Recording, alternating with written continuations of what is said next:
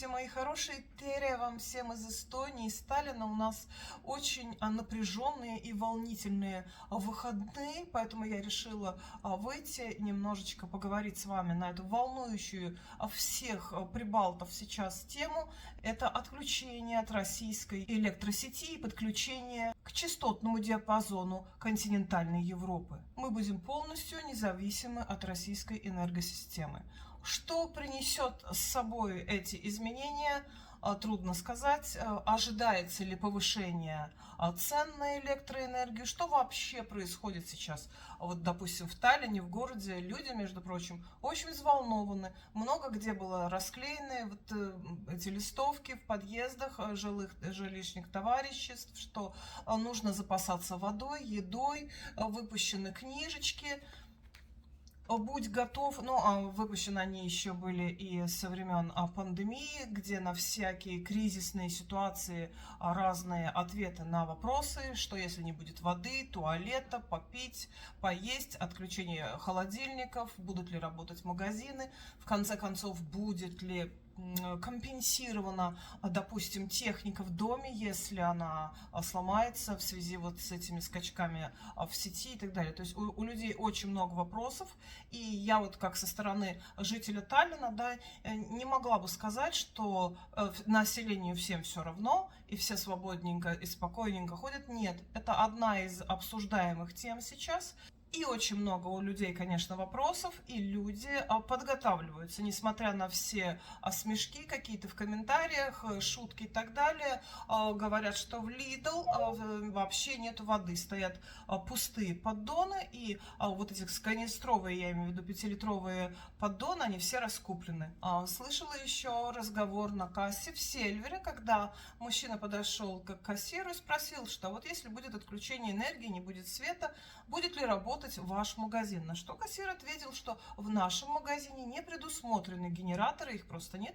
И если не будет энергии, магазин просто не будет работать. Но сеть магазинов Максима как раз-таки готова к таким непредвиденным обстоятельствам. И у них есть генераторы. И эти магазины будут работать в любом случае, даже если у нас с вами не будет электричества. Какие именно магазины Максима будут работать в такой кризисной ситуации, будет рассказано в СМИ, а те, кто клиенты Максима, им будет приходить просто смс-ка на телефон с указаниями адресов вот этих магазинов. Поэтому все становимся в срочном порядке клиентами магазина Максима, кто еще не клиент.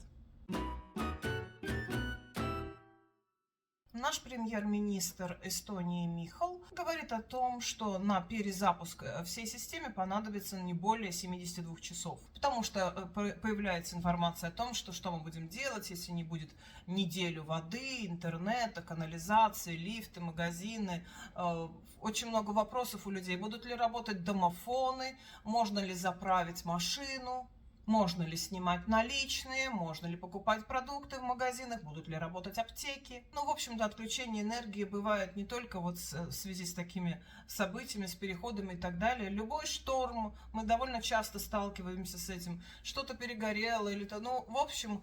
И в целом, как бы люди так и так готовы, потому что частенько бывает такое при осенних штормах, весенних и так далее. То есть, это как бы не новость, если тут что-то отключится на несколько часов. Это, конечно, но я заметила, что такую странность, наверное, все жители Таллина тоже это заметили, что совершенно недавно наш вот район Ласнаме был тут довольно продолжительное время обесточен вдруг внезапно. Не было света в каких-то домах 3,5 часа, а где-то с утра до 10:30 вечера в Ласнаме не было никакого света. И все это объяснялось, что повредили где-то рабочие 6 кабелей внутри, просверлили неправильно.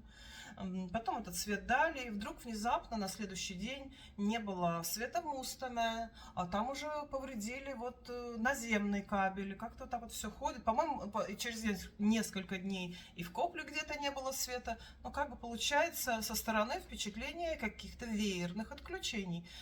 Все это списывается, тут перегорело, там случайно, но как-то не рассказывают людям, что на самом деле там происходит. Может быть, это и были уже какие-то тестированные пробы и переходы. Вот я так подумала, что, может быть, они уже как бы пробуют. Буквально на днях писали, что выходила из строя электростанция, еще какой-то электроблок. Но все-таки, наверное, процесс уже проб и ошибок уже, наверное, начался. По сути, мы с вами уже столкнулись с этим переходом. Вот были такие, со стороны, я говорю, напоминали веерные отключения. К чему нас готовят? Понятно. Конечно, людям советуют у государства запастись едой, водой, какими-то средствами первой необходимости, лекарствами, прежде всего, детским питанием. Советуют на неделю. При этом всем говорят, что все пройдет хорошо, но кто предупрежден, тот вооружен. Да? Поэтому люди вняли, послушали, и магазины пустые воды тут же сразу шутят в комментариях, что там насчет гречки и туалетной бумаги.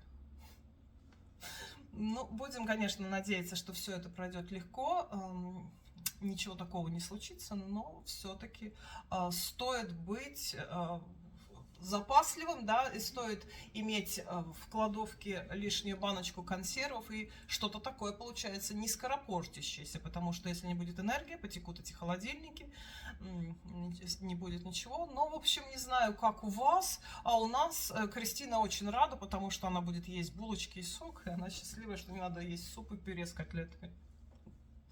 Как готовитесь вы? Что делаете, предпринимаете вы? Что вы слышали? Что-нибудь вот такое про эту ситуацию, это событие, даже так скажем, да?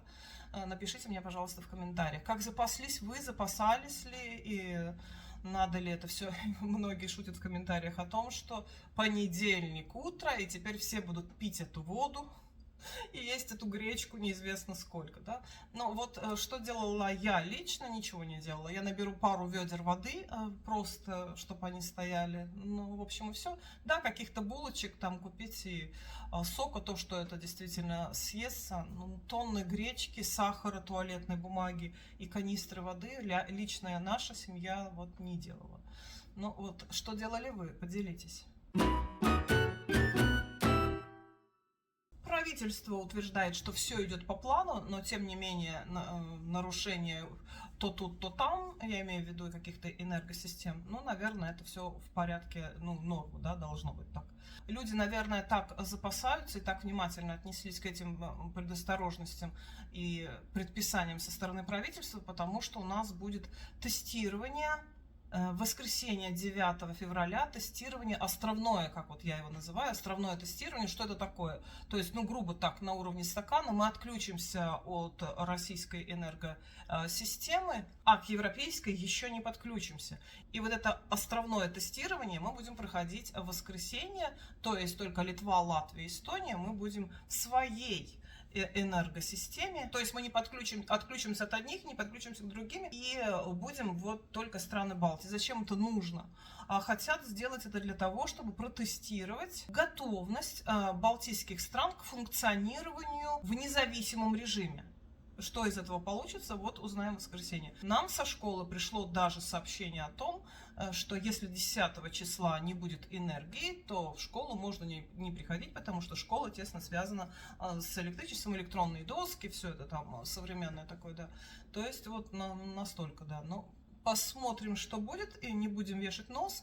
И, конечно, я постараюсь держать вас в курсе, сказала. А если не будет ни энергии, ни интернета, как держать в курсе? Ну, в общем, вот такая ситуация. Пишите ваши мысли по этому поводу. А сейчас немножечко еще новостей.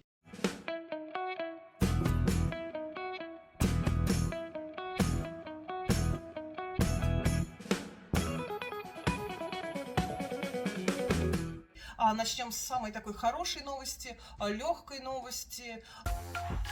14 февраля приближается, это День Святого Валентина, День друга, День влюбленных. Просто хороший день, повод повеселиться. И к нам в Таллин 14 февраля в ночной клуб Прива приезжает легендарная немецкая группа 90-х Brooklyn Bands. Их танцевальная музыка до сих пор заставляет танцевать и подпрыгивать танцпол, поэтому обязательно приходите. Ссылочку на билеты оставлю в описании. Немножечко развеется, а то новости у нас с вами дальше не очень. С 1 апреля 2025 года у нас в Эстонии повышается плата за визит к врачу с 5 евро до 20. И начинается это повышение с 1 апреля. Ну так вот, некоторые медицинские учреждения уже с января месяца взимают эту сумму в размере 20 евро. Люди, которые бдительные и не хотят оставлять это просто так дело, жалуются, и им эти деньги возвращают. Не должны брать медицинские учреждения ранее 1 апреля 2025 года деньги в размере 20 евро. Визит по-прежнему пока еще 5 евро. Смотрите и не переплачивайте. Будьте внимательны и спорьте, потому что 20 евро еще не должны мы платить. С марта в Эстонии подорожает стоимость и билеты на поезда. А сколько и как, посмотрите на сайте. И еще обратите внимание на закон, к которому вышли поправки о ВНЖ. И что изменится при его оформлении и при его продлении. Теперь вопрос в военном билете. Военный билет будут требовать у граждан Украины, которые проживают в Эстонии. В Таллинском аэропорту будут строже контролировать багаж. Будут более тщательно проверять размеры, вес и так далее. На территории карьера Румму открылся отель, напоминающий тюремные бараки. Здесь стоят 5 домиков, которые построены из контейнеров. Напоминают они тюремные бараки. Хотя вместо нар и маленьких зарешоченных окошек внутри контейнеров как раз очень такие красивые, продуманные интерьеры, скандинавская простота, современный комфорт и виды на карьер. В каждом домике есть спальня, гостиная с мебелью, мини-кухня с полным набором техники, ванная с душем и умным зеркалом. Бронировать можно на букинге. Здесь красивые панорамные окна, просторные террасы.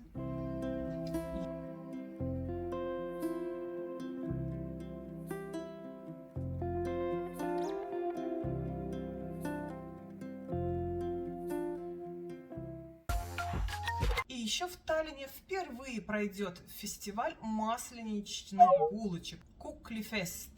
Вастла Кукли фестиваль, Куклифест. Такие вот новшества в эстонской масленице. Где пройдет и как это будет все выглядеть, ждем новостей из газет и СМИ. Когда мы с вами смотрели счета за предыдущий месяц, меня поразило больше всего счета за отопление в Нарве. И вот в Нарве вышли на митинг более 200 человек против высоких цен на отопление и горячую воду. Митинг продлился 40 минут, был поставлен микрофон, каждый мог высказать свою точку зрения, недовольство, предложение, но из местных политиков никто не был замечен на месте. Пока это все новости. Будем сейчас следить с вами за самыми главными новостями, как пройдет переход вот с этой энергии и не отразится ли это как-то негативно на нас, на жителях. Ну и самое главное, конечно, какие потом будут цены после этого всего. Сомневаюсь я, что низкие. Но получается так, что пусть высокие цены, но зато мы свободны. Что вы думаете по этому поводу? А подписывайтесь на канал и ставьте лайки. Будем держать друг друга в курсе предстоящих событий. До следующего видео. Я Тайка.